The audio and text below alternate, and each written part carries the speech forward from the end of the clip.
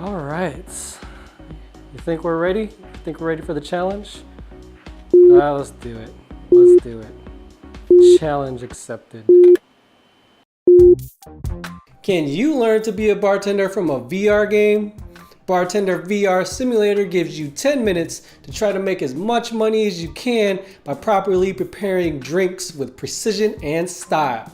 Earning money is done by properly mixing, shaking, muddling, or stirring the right ingredients.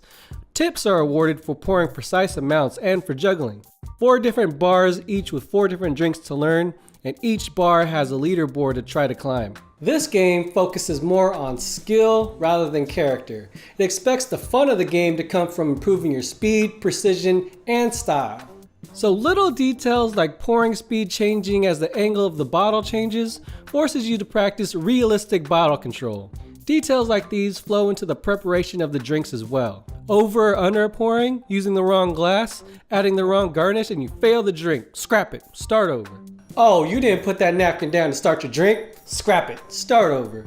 Overall, this is a simple game. You make drinks, you make money. They don't overextend past their reach, and it's polished where it needs to be.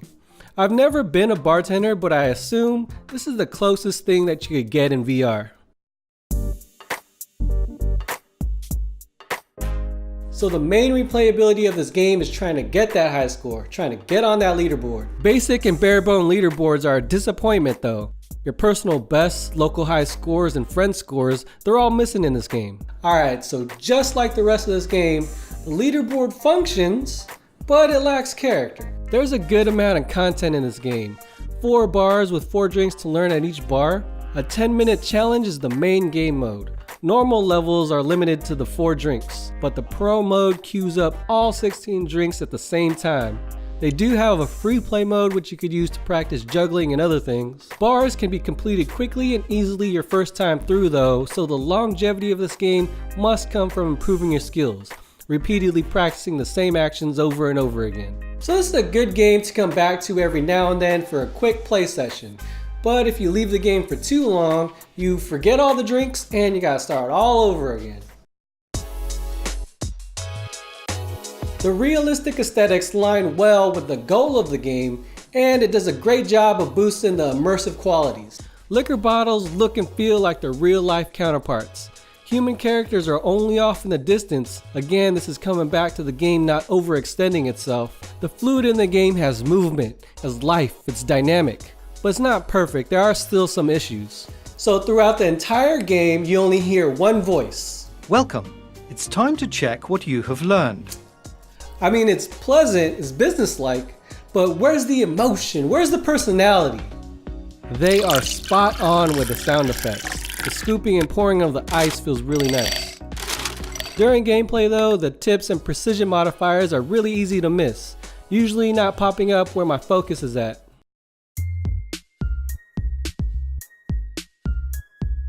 So the controls for this game are pretty straightforward. To grab things, you hold the trigger. To release things, you let go of the trigger. Objects snap to your hand in a set position and rotation every time.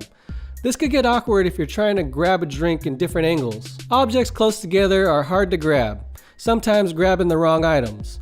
In this game, you're just floating hands. But as it is right now, body presence still feels like a luxury item reserved for the higher end development team. Another thing that could break immersion is that most items don't collide with each other. So you could just pass a bar spoon right through the glass instead of having to take it up and into the glass. Locomotion isn't a problem in this game because there is none. It's strictly a room scale game. So there's some stutters here and there in this game, but it's nothing game breaking. This is a room scale only game and it requires a mid to large play space, so that could hold some people back from even playing this game, especially when items are placed behind you. They do have an option to reset your camera to adjust your play space, but it's annoying that after every round it resets back to the default. I've run into a few glitches. The last level they mix up the drink names. The hint button doesn't always work either. But I do like how the developers, VR Factory, stay active on their page, discussing issues on their forum and replying to the reviews. So there's another bartending game called Bartender that's available on Steam. Bartender VR Simulator feels more polished and more detailed. whereas Bartender has more personality and character. The gameplay is simple, but offers something that you could only experience in VR. Right now, this game is going for $19.99 in the US. So I got a lot of play from this game, and I could see myself starting this game up every now and then. It's a quick game that you could jump into without getting too invested.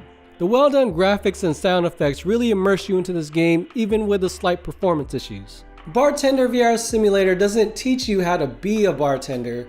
You're not servicing customers like a real bartender would. Bartender VR Simulator is more of a skill challenge for bartenders. And I think it's kind of cool that you can come out of this game knowing some great drink recipes. I do recommend this game to anyone that's interested in experiencing what it's like to be behind a bar, or just anyone that likes perfecting precise movements. 4 out of 5 mojitos.